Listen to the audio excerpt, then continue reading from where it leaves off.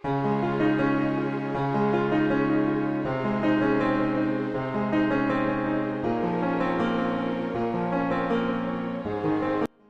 ito nga ang mas lalong magdidiin upang maligwak si VP Sara Duterte sa 2028 election matapos na ilabas ni Claire Castro ang mga ebidensyang magpapatunay na hindi karapat-dapat si VP Inday sa posisyon dahil may problema daw ito sa pag-iisip. Narito panoorin ang video. Senator Lacson sa ni ex-Senator Sonny Trillanes, ang nakikita nilang motibo doon sa pagharap ng 18 ex-Marines ay may kinalaman sa destabilization. Ganito rin ba ang nakikita ng palasyo? Sa lahat ng mga ginagawa nila, lalong-lalo na ang paninira na walang basihan, at kung sino ba ang mga taong nasa likod nito, sila rin naman ang mga taong nais na pabagsakin ang gobyernong ito at patalsikin ang Pangulo sa pwesto. At iluklok ang kanilang poon. So malamang sinasabi rin po ito ni Senator Lacson dahil nabiktima na po siya ng mga paninira noon at sangkot din sa nasabing usapin ang isang secretary ng Dirty Tricks Department noon na si Mike Defensor. What I mean is DENR secretary pala siya dati. So, sa mga nakikita po natin, hindi lamang po tayo, hindi na po sa atin manggagaling kung paano ba siya nakilala. At nais ko pong i-quote ang sinabi mismo ng dati rin nating kinikilalang public servant na si dating Secretary Winnie Monsod. I-quote ko lang po ang kanyang sinabi. Defensor has a history of either influencing witnesses or training witnesses or making witnesses disappear. Yan po ay mismo nanggaling kay dating Secretary Winnie Monsod na nakakilala kay dating Secretary Defensor. Yusek, kasi nabanggit nyo kahapon nga pala, idadagdag ko lang, na ihilin tulad nyo si Defensor kay Ador Mawanay. Parang marami yung hindi pa nakakakilala kay Ador Mawanay.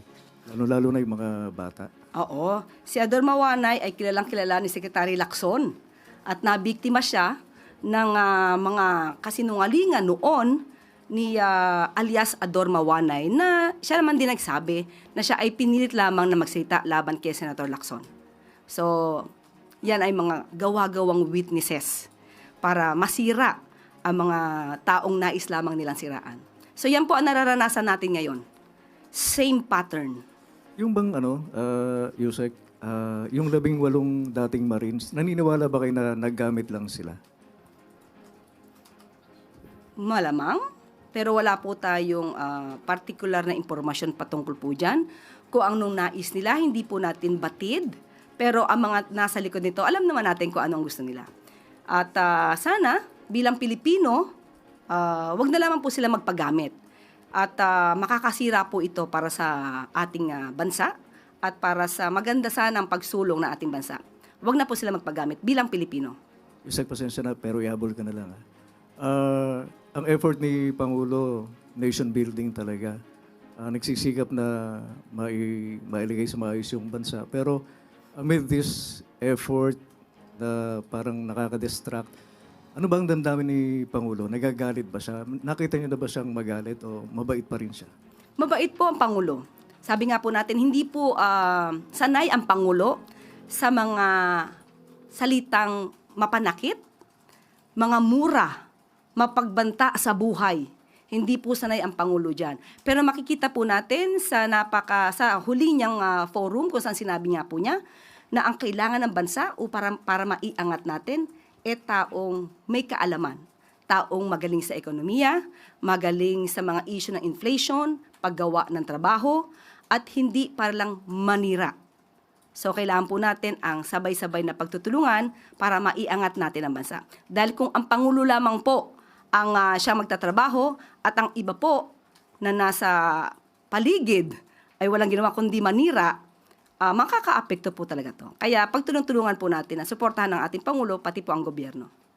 Thank you po, Yusek. Sunod po na katanungan, Harleen Delgado, ABS-CBN. Good morning, Yusek. Yusek, Vice President Sara Duterte said in a speech in Davao City, she said this in vernacular, but the OVP provided the translation na simula ro nung nag-resign siya as Deputy Secretary, lalo na nung nag-proclaim siya or nag-declare as tatakbo for the presidency, marami daw ang nag-cancel ng invitation sa kanya to speak dahil hindi daw nila gusto na pag-initan sila ng administrasyon. And also at one point, she said, naisip niya kung anong mangyayari kung tumakbo na lang siya as Mayor of Davao City instead, kung hindi niya na tinuloy yung pagtakbo bilang Vice President. Doon sa una muna niyang binanggit, no, na parang siya ba iniiwasan o kinancel ang, tama pa? Kinancel ang invitation. Mismo ang dating Pangulong Duterte ang nagsabi na may mga pagkakataon na ang Vice Presidente ay sinungaling. Ipapakita ko po ang isang article at binanggit din po ni dating Pangulong Duterte na ang kanyang anak na si VP Sara ay isang drama queen. Dito pinasinungalingan niya mismo ang sinabi ng dating Mayor Sara Duterte sa isang issue ito. So, kailan pa ba natin paniniwalaan ang mga sinasabi ng Vice Presidente kung mismo ang kanyang ama ay sinasabing siya ay nagsisinungaling? At patungkol sa pagtakbo niya na kung sana ay nanatili na lamang siyang mayor sa Davao City, muli sumasang-ayon tayo sa kanyang tinuran. Mas maganda po nga sana kung nanatili na lamang siyang mayor sa Davao City at nahalal natin ang isang Vice Presidente na tutulong sana sa ating Pangulo. Hindi isang Vice Presidente na magtatrabaho, mag-aaksyon at hindi bakasyon at hindi puro paninira ang gagawin sa ating Pangulo. Mas umunlad sana or mas uunlad pa maliban sa ginagawa ng Pangulo ngayon at kapag siya may katuwang para sa pag-unlad ng bansa, mas naging mainam sana. Pero sabi nga natin, nasa huli ang pagsisisi.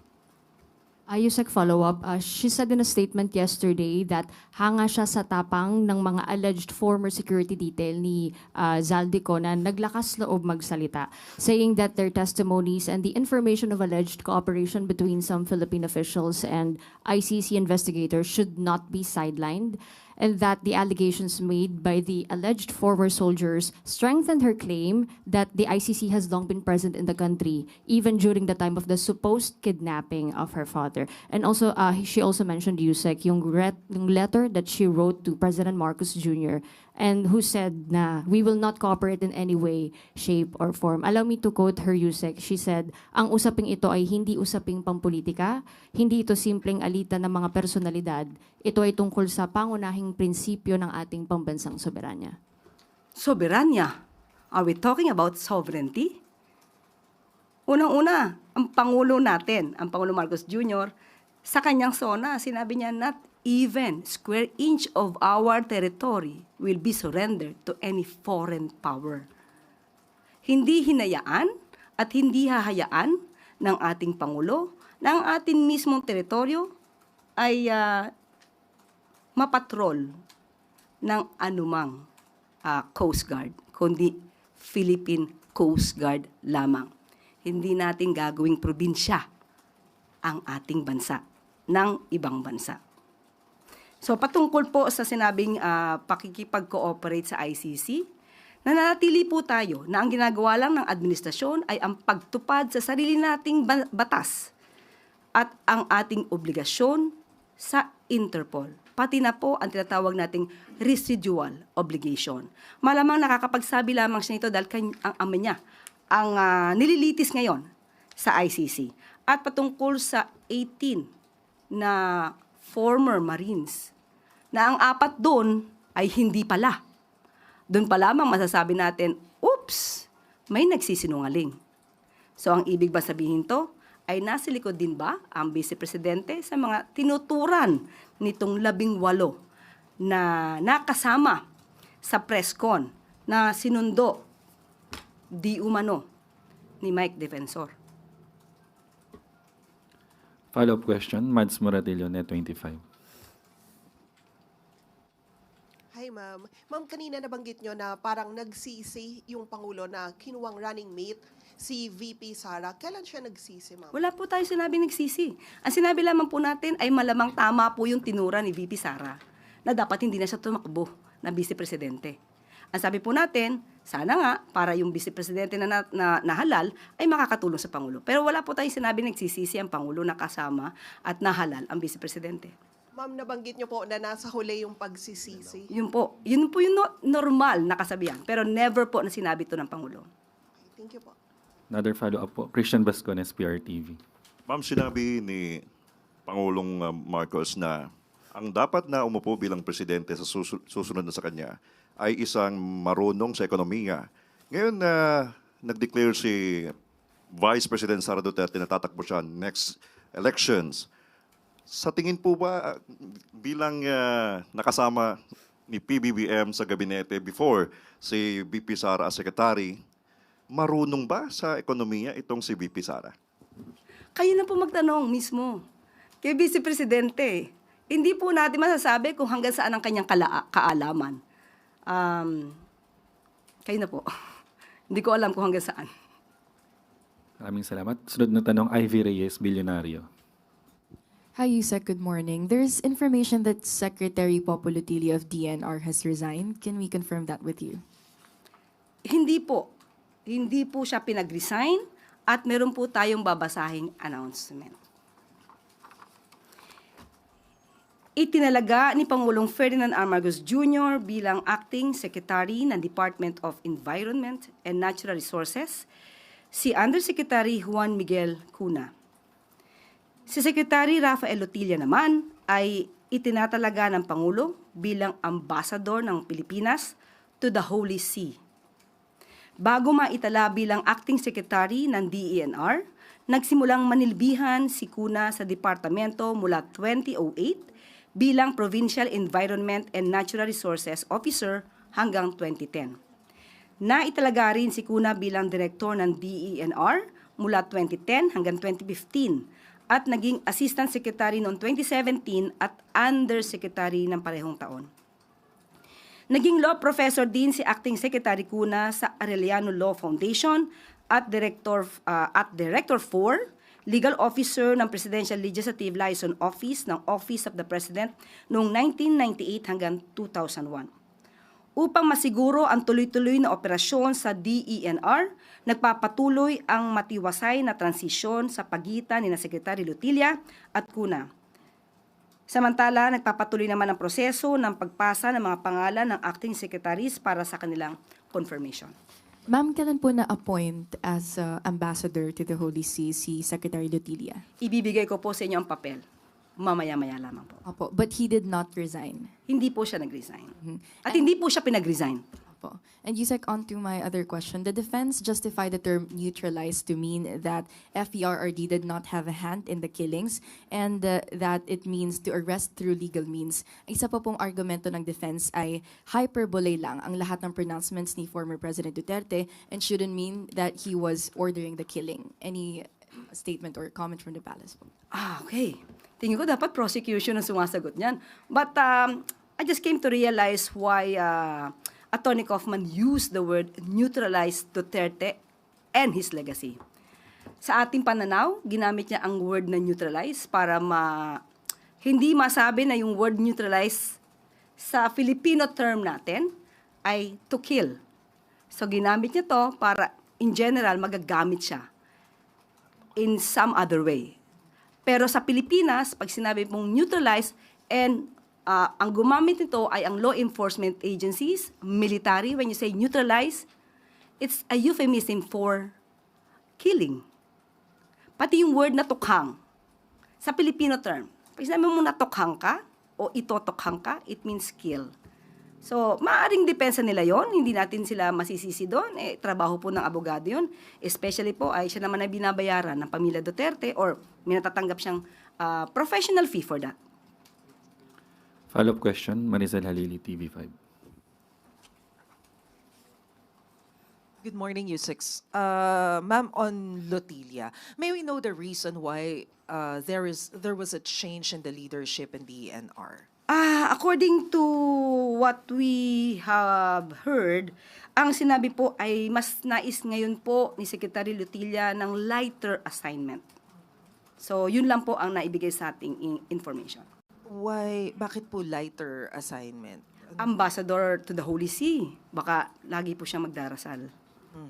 But has something to do with his confirmation as part of the cabinet?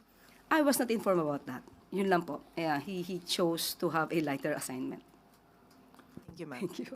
Sunod na tanong, Christian Bascones, PRTV.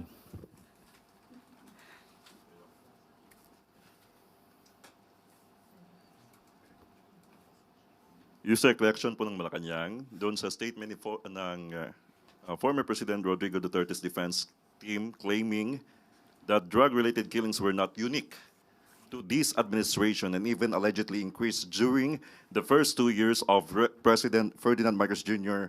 cited the Haas Project and claimed drug-related killings remain sky high even after former President Rodrigo Duterte left office. Pag-amin ba yun na talaga may patayan sa panahon ni dating Pangulong Duterte?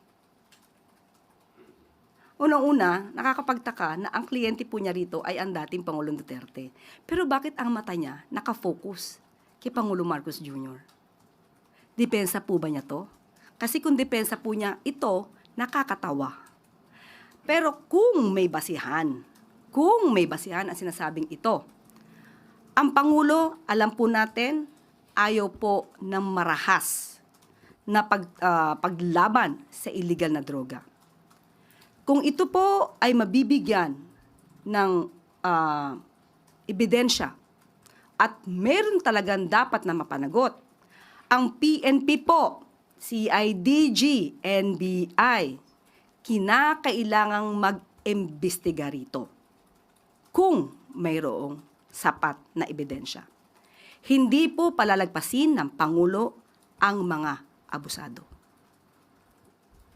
So ibig sabihin po ba, open yung government to any independent review or investigation to clarify this matter as soon as possible? Kailangan po kung ito po'y nadinig. Pero dapat kung sino po ang nagsasabi nito, kung sino po ang nagbibigay ng ganitong klaseng impormasyon, dapat kompletohin nila, hindi numero lamang. Kung saan nangyari, sinong involved, hindi po na naisin ng Pangulo na may lumusot na mga abusado. Salamat. Follow-up question, Darlene Kay, GMA 7.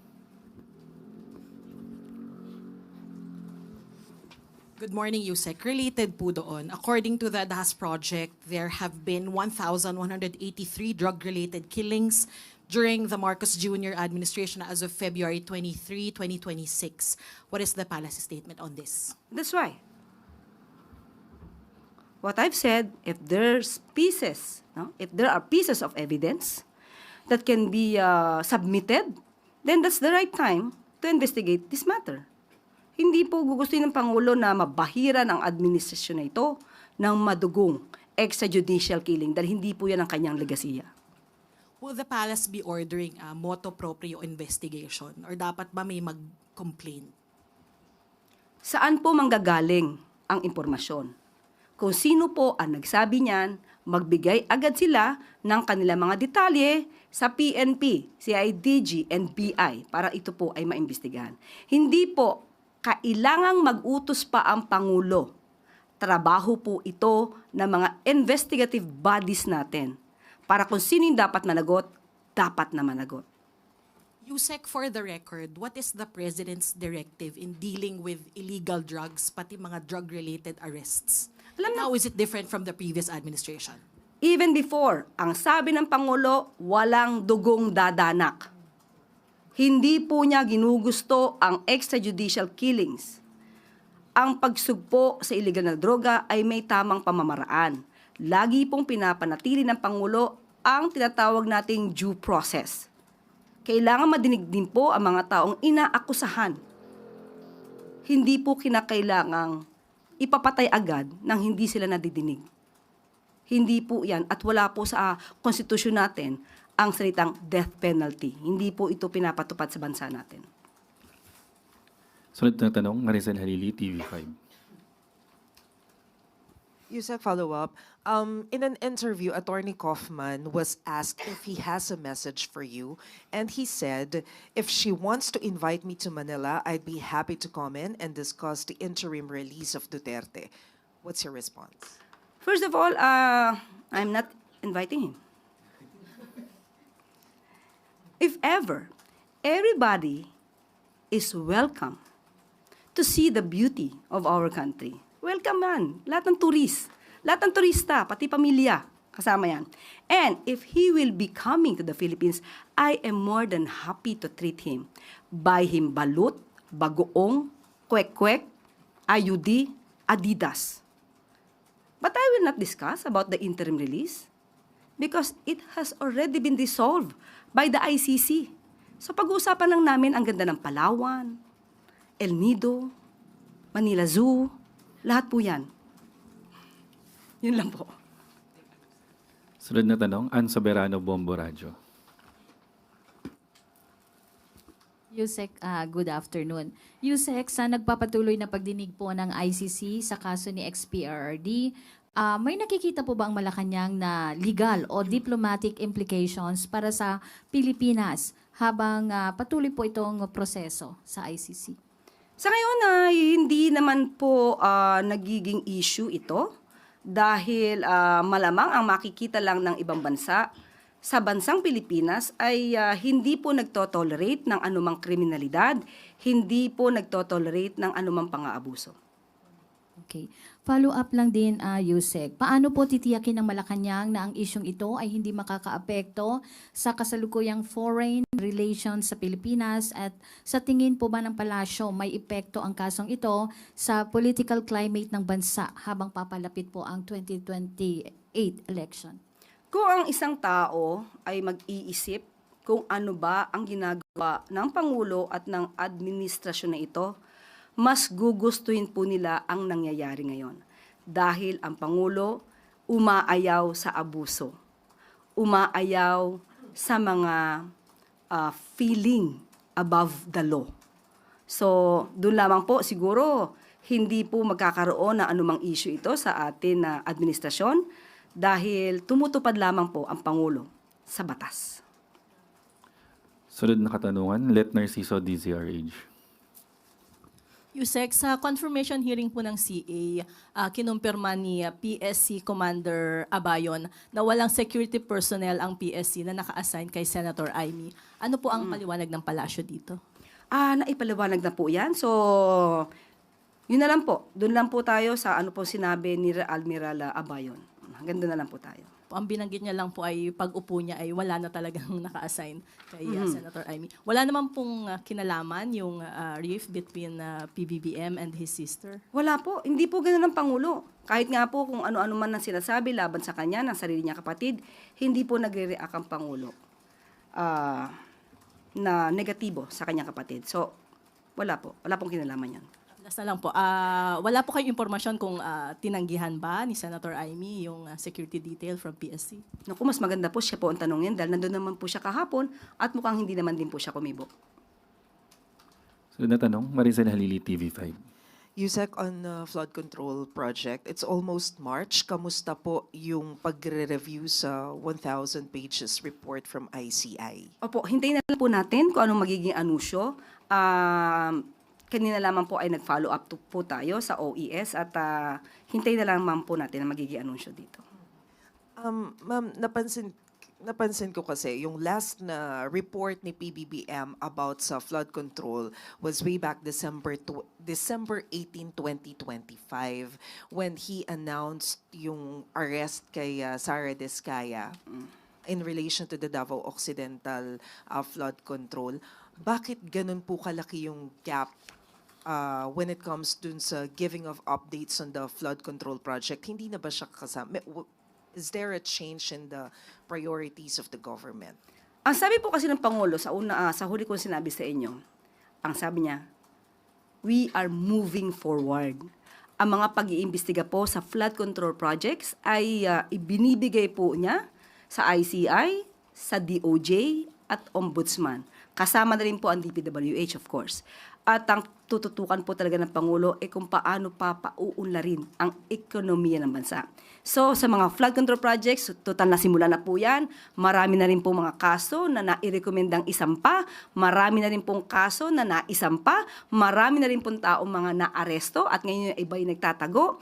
Marami na rin pong kickbacks na naisoli sa Pilipinas, sa ating kabanang bayan. So ang focus po talaga ng Pangulo ngayon ay tutukan ang ekonomiya ng bansa.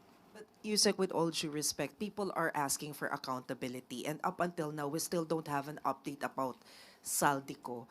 So at least, can the government provide us, where are we in terms of looking for Saldico and yung iba pang mga kasabwat? Ang huli pong naibigay sa akin dahil mas maganda po ugnayan dito ay ang DILG. Sana po talaga, ang law enforcers po talaga ang makikipag-ugnayan sa Interpol. So ngayon may pending po tayong request at hindi po na ibibigay sa atin sa ngayon ano ang status, pero may pending po tayong request for cooperation ng Interpol. So yung mga kababayan po natin, wag po tayong, although alam natin na nakakainip, pero meron po kasing ibang agency na involved, ang Interpol po. So, ang administrasyon po ito at ang gobyernong ito ay patuloy sa pagtatrabaho at paghanap sa mga kababayan natin na nagtatago sa ngayon. Thank you, Yusek. Para po sa huling katanungan, Rafi Ayeng, Daily Tribune. Hi, Yusek. Kung na-receive nyo po yung matrix, yung kumakalat ngayon na sinasabi, ang title is Link Analysis to the Masterminds. Marami pong binabanggit na personalities dito na nagko-corroborate doon sa sinabi naman ni Gotesa when it comes to delivering of nung billions of money na bribe daw. Any reaction po? So, saan to galing? Sa Dirty Tricks Department Secretary? Sa kumakalat po siya sa online. Online lang. So, hindi pa verified. Pero galing ba to sa mga dating sundalo? Hindi naman. Wala lang. Online lang. So, saka na natin sagutin yan pagka online. It can be fake. Hindi natin alam. Pag verified na, saka natin dalhin dito ang usapin. Yun po ang huling katanungan, Yusek.